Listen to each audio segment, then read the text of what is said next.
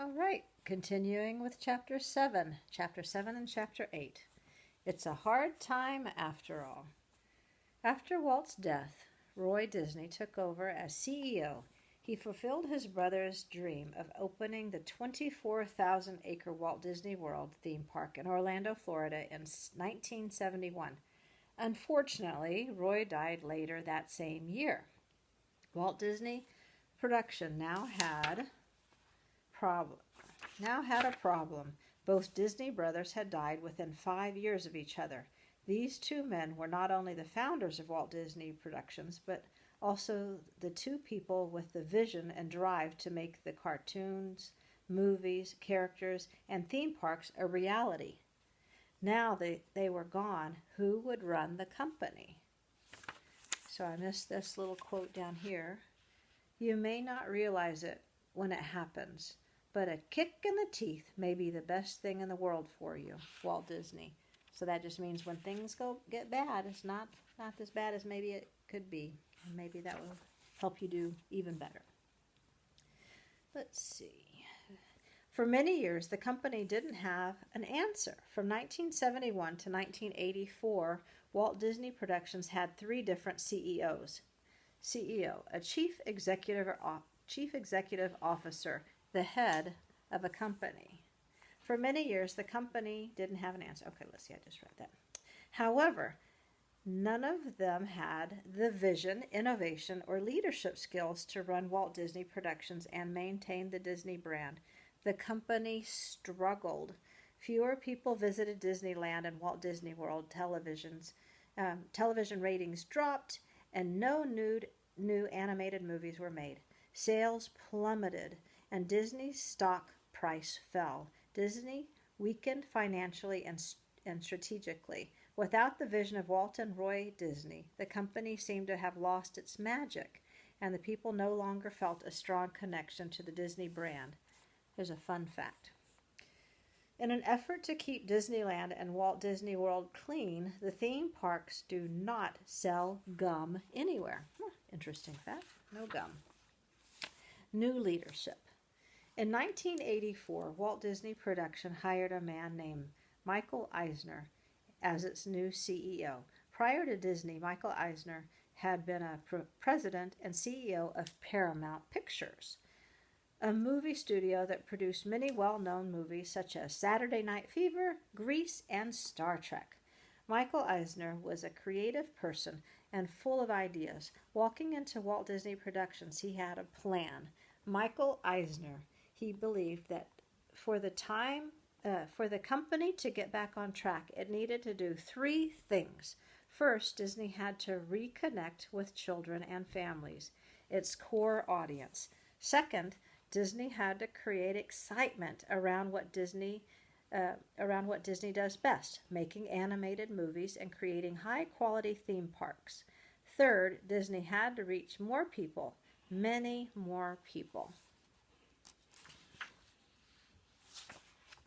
Chapter 8, 101 Improvements. 101. What animated movie does that remind you of? In 1989, the newly renamed Walt Disney Company released a movie that seemed more like a Broadway show than a cartoon. Based on a Hans Christian Andersen fairy tale, it was about a teenage mermaid. Oh, I was wrong. I was thinking 101 Dalmatians. A teenage mermaid longing to become a human, and featured Oscar-winning songs, singing, dancing, and a beautiful storyline with a happy ending. The movie was The Little Mermaid. The Little Mermaid sparked an era known as the Disney Renaissance. Another quote, "It's kind of fun to do the impossible."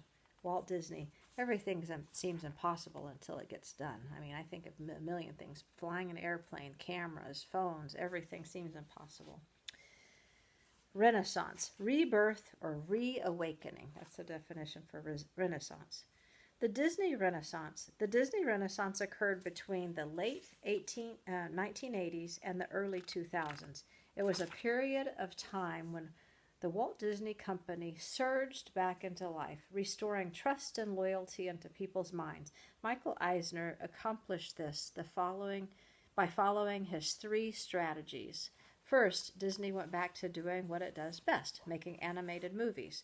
Throughout the 1990s and early 2000s, Disney released many groundbreaking animated films, each one filled with high-quality animation, award-winning music, and humor that was adored by both kids and adults. Movies like Beauty and the Beast, 1991, Aladdin, 1992, The Lion King, 1994, Toy Story with Pixar, 1995, Mulan, 1998, Monsters, Inc., 2001, Leo and Stitch, 2002, Finding Nemo, oh, I love that one, 2003, The Incredibles, 2004, and Cars, 2006, were all box office hits. And I bet you probably have watched many of those too. Captured the hearts of children and adults alike. Many of these movies won Oscar awards too. Fun fact, Walt Disney World Resort is enormous. Altogether, it is 25,000 acres or 40 square miles. That's about the size of San Francisco. Have you ever been to San Francisco? Huge. I can't imagine. So big. Second, the Walt Disney Company focused on television. It changed the name of its television series to the Disney Sunday Movie and featured classic Disney films such as The Love Bug, Mary Poppins, and The Parent Trap. It was an effective way to reach a whole new generation of children. Families would gather together on Sunday nights and they would watch classic movies from when parents were young, just as their parents had watched Walt Disney Presents on Sunday nights when they were young. Third, as home movies grew in popularity, the Walt Disney Company released classic movies like Cinderella and Lady and the Tramp, and new movies on videotapes and DVDs at affordable prices. Now families could bring the magical world of Disney right into their living rooms and watch Disney movies as often as they wished. Yeah, we have a whole cabinet full of VHS Disney movies. Fun fact, since opening, Walt Disney World has been closed only 5 times, all due to, what do you think? Hurricanes. I didn't know that.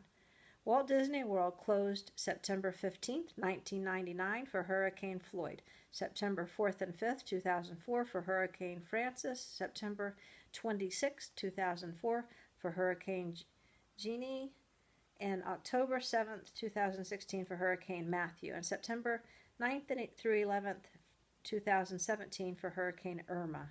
After the terrorist attacks in New York City on September 11th, 2001, Walt Disney World was evacuated in less than 30 minutes. Oh, that's pretty interesting. All right, that ends there. Tomorrow we'll do Michael Eisner's Wild Ride, Chapter 9 and 10.